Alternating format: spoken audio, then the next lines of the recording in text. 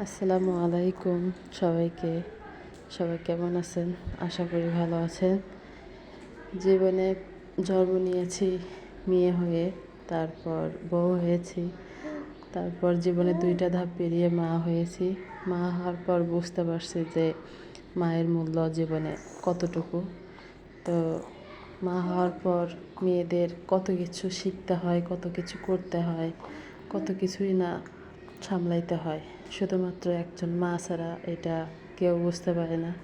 তো মেয়ের আবদার পূরণ করতে করতে জীবনে অনেক কিছু বুঝতে পারছি যে বাচ্চা কাচ্চার আবদার কত, আমার মায়েরা কত কিছু করছে সেটা কখনোই বুঝে নাই। তো এখন বুঝতে পারছি মা হওয়ার পর যে একজন মায়ের অবদান কতটুকু থাকে জীবনে।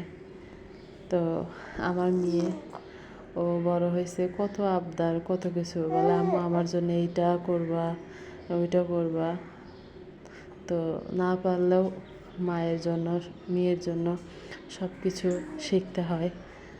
যে পারি না তাও মেয়ের জন্য চেষ্টা করি যে মেয়েকে খুশি রাখার জন্য, মেয়ে যাতে কষ্ট না পায়। মেয়ের জন্য, মেয়ের খুশির জন্য সব কিছু করি আলহামদুলিল্লাহ। তো মেয়ের খুশির জন্য সব কিছু। মেয়ে জীবনে ভালো থাক, মায়েদের এই চাওয়া, আর কিছু না।